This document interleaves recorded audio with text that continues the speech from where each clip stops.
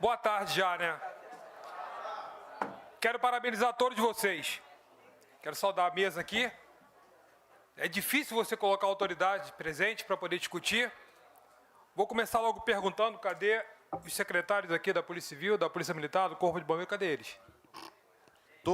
Todos foram convidados, inclusive o pessoal do Comando da Polícia Militar, Secretaria de Defesa Social e também um representante do Governo do Estado. Infelizmente, não foi encaminhado nenhum dos representantes. Aí já começa a avaliar. Vamos ser bem realistas. No meu estado, no Rio de Janeiro, eu saí de lá hoje, praticamente eu não dormi. O voo era 6 horas da manhã, mas eu queria estar aqui, porque, infelizmente, acabou que isso aqui é a primeira reunião para tratar da lei orgânica. E eu queria que meu estado tivesse sido o primeiro. Mas é burocracia, eu não sou base do governo e nem quero ser. Eu não preciso ser base do governador, eu tenho que representar os operadores. Eu tenho que representar quem está na ponta da lança, quem está passando fome, quem está passando por dificuldade. Então, por isso que eu estou aqui, por vocês. Eu não vim aqui pelo governador. Eu não viria aqui pelo governador. Eu vim pelo meu irmão, que está trabalhando lá em Brasília comigo. E nessa mesa aqui eu consigo identificar os pares que trabalham comigo em Brasília, como a doutora falou bem. Em Brasília tem um montão de artista. Se nós estamos na merda hoje, é por conta dos políticos que a gente colocou lá. Tem uma porrada de blogueira em Brasília. Tem uma porrada de blogueira em Brasília. Tem um montão de vídeo que vocês curtem e compartilham. Mas um montão que, na hora de falar de segurança pública, sabe o que eu ouvi numa mesa? Eu vou preservar os nomes, senão vai parecer que é um contra o outro. Em momento oportuno, do presidente atual da Câmara, na campanha política, que também tem campanha para o presidente lá. Eles fazem campanha, como fazem de rua.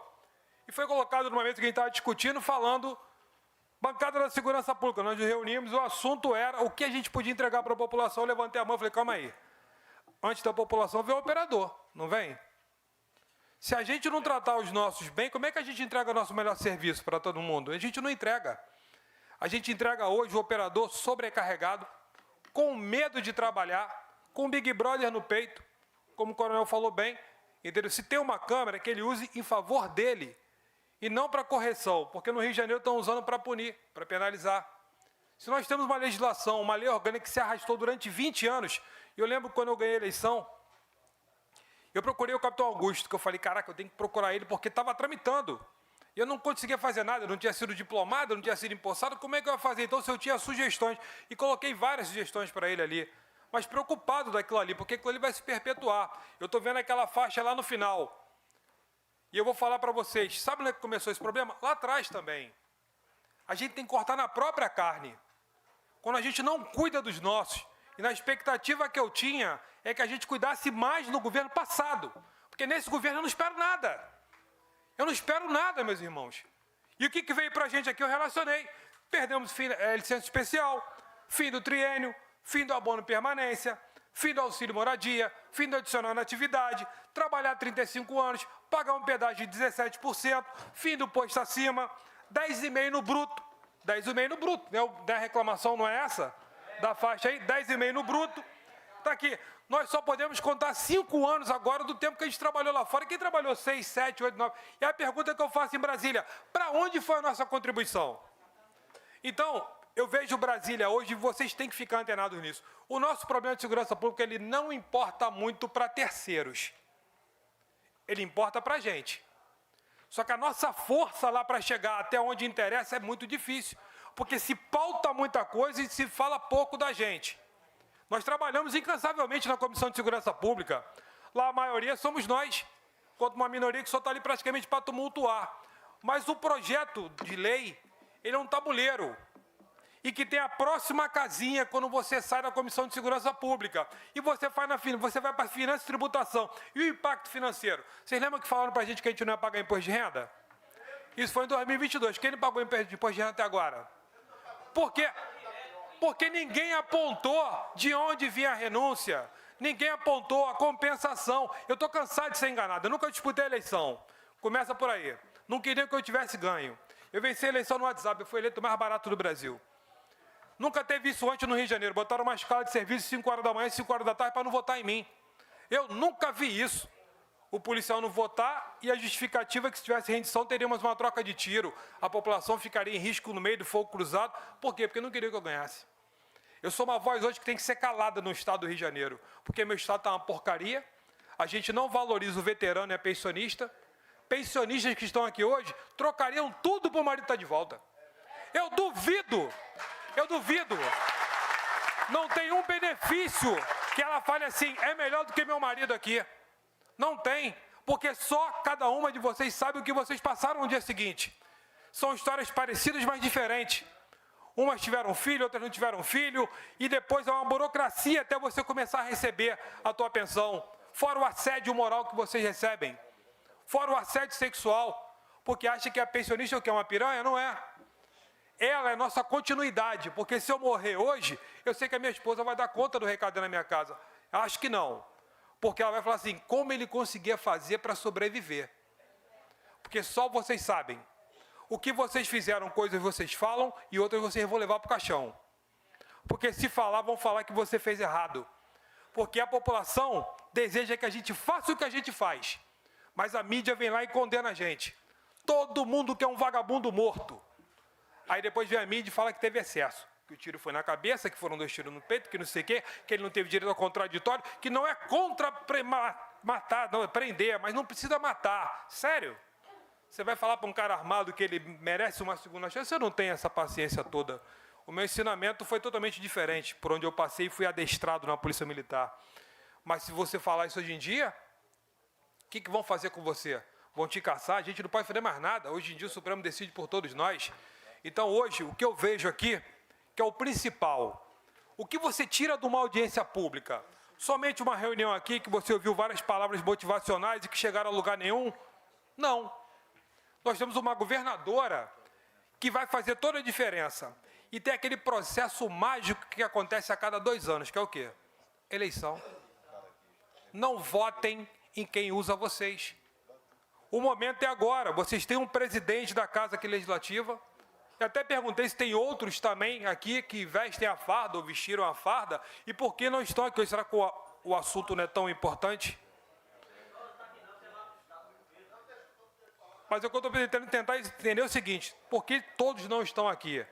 Como foi falado aqui, é importante falar. O ativo ele é muito perseguido quando ele participa. Eu, por questionar o tempo todo, eu ia ser expulso. Eu falei, mas o que eu fiz se eu não sei questionar por que um tem direito a uma, o outro não tem? Eu defendo carreira única. Eu defendo carreira única. Para mim, para chegar ao último posto, tem que ter sido soldado. Eu defendo carreira única para o tira também. Eu defendo a carreira única. Para ser delegado, tem que ter sido tira. Eu defendo. E agora eu estou defendendo isso em Brasília porque eu acredito que tanto o delegado pode ser indicado para o quinto constitucional para ele ser um desembargador, por que ele também não pode ser? Se o advogado pode. Como também a carreira única para o tira e para o praça. Eu defendo, porque é uma forma de você motivar e o cara sentir o calor do que a gente faz no dia a dia. Então, meus irmãos, a gente tem que ter uma consciência e saber aqui, meu presidente, Joel da Harpa, que temos um amigo em comum, o Robson Paes, que é um cara do Rio de Janeiro, que fala muito bem do senhor. Já conheci o senhor antes de estar aqui, antes do Coronel Meira. Esses que compõem a mesa aqui são pessoas honradas, não posso falar pelos demais. Alguns que não puderam vir, como o Sargento Faú, que é uma referência para a gente, é um cara verdadeiro pra caramba. Ele é aquilo ali. E outros que eu sei que, não vou mencionar, todo mundo se vai estender, mas são comprometidos. Mas aqui no Estado, se não tiver uma movimentação como essa aqui, e ele marcar para entregar para a governadora, estamos aqui para entregar a lei orgânica, para alterar aquela porcaria ali atrás, e está todo mundo ali fora esperando o que a senhora vai falar. E ninguém vai embora. Sabe por causa de quê? Porque nós somos o mal que a gente pode causar. Se a gente ficar no ar-condicionado, no WhatsApp, a gente não chega em lugar nenhum. Agora, fecha a via aqui mais importante. Se o policial não pode, pede para a esposa dele fazer, então. Porque vão o quê? Punir a esposa dele? As esposas podem ocupar as portas dos quartéis, as delegacias. Elas podem, porque elas sofrem, elas passam sofrimento. Porque quando o cara chega dentro de casa com aquele sapo que ele engoliu, que é difícil ser militar pra caramba, tá? Muitos se aproveitam na condição de para te colocar lá embaixo, para te humilhar. Por isso que muita gente se mata. É por isso que poucos da gente vão para casa inteiro. Que o assédio que a gente passa no dia a dia nos quartéis, só a gente sabe. E muitas das vezes, o marido ou a esposa não coloca o que ele tinha vontade para fora e acaba infartando. Ele acaba morrendo. E é nessa brincadeira que a gente está perdendo. Nós estamos perdendo o jogo. Botem na cabeça de vocês. Segurança pública é interessante para o político profissional em época de campanha, porque ele mostra os números que só ele vê. Aí vem a oposição ao governo dele, que não importa o partido, que mostra os números que eles enxergam, depois troca de um lado para o outro, troca a moeda, vira a moeda de lado e no final fica todo mundo fudido. Hoje é a nossa realidade. Entendeu? Desculpa, eu sou assim. Eu não vou botar freio aqui no que eu falo, senão eu não vou estar sendo eu mesmo.